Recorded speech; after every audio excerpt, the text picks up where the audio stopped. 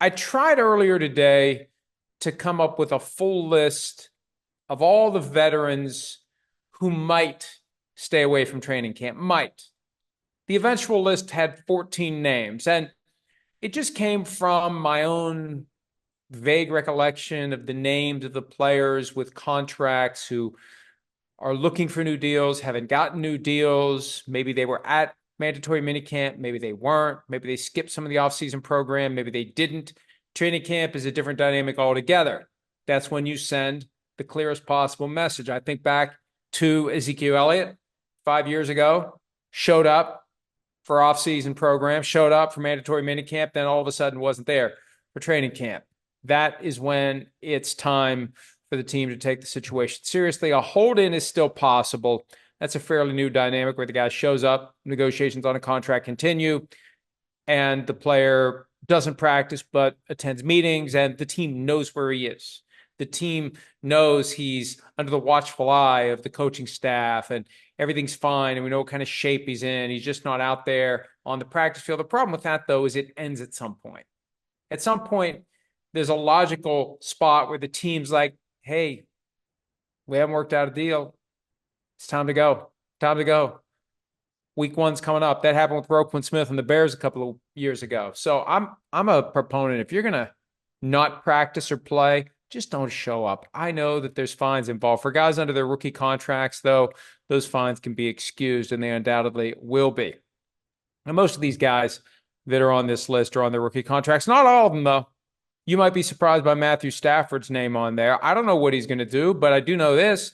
He wants a new contract. He wants guarantees beyond this year. He should want more money after seeing what Jared Goff got, the guy that the Rams gave up a first-round pick on top of the 1 and a 3. Remember, 1 and a 3 to get Stafford, another first-round pick added to the package to get the Goff contract off the Rams' books. Now, this guy's making $53 million a year.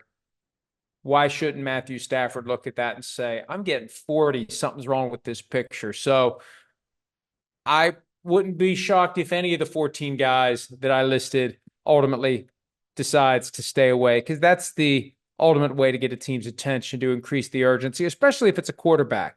Rarely do you see anything other than a rookie quarterback stay away from training camp. Veteran quarterbacks rarely do, especially when they're under contract. I could see Stafford. I could see Tua Tagovailoa doing it as well. As I've said before, that's the only way he's going to get what he wants. The Dolphins are going to offer him something significantly more than what he has, but also significantly less than what he wants. And the only way he's going to get what he wants is to stay away. Between him, Tyreek Hill, talked about him yesterday. I remember that. I don't remember much what I did yesterday, but I do remember talking about Tyreek Hill yesterday. Some of the other guys, Amari Cooper, Jamar Chase. So we'll see how it goes. It's coming, though.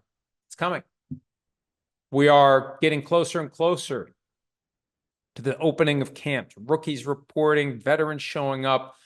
Guys will be possibly staying away. I've got 14 that I'm watching. It probably means I'm missing 1 or 2.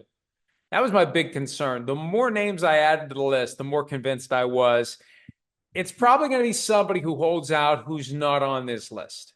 So maybe I'll have to add to it. If you can think of anyone, drop a tweet. I could say, well, you know how to reach me at email, Florio@profootballtalk.com. We don't have the comments anymore. People still complain about that once in a while, but man, all things considered, that had become such a cesspool, even considering what a cesspool X is. The comments section was a complete and total cesspool, and I think it was right around a year ago that we said, see you later to the comments. Hi, it's Mike Florio. Thanks for watching PFT on YouTube. Hit subscribe for the latest news and analysis from Pro Football Talk.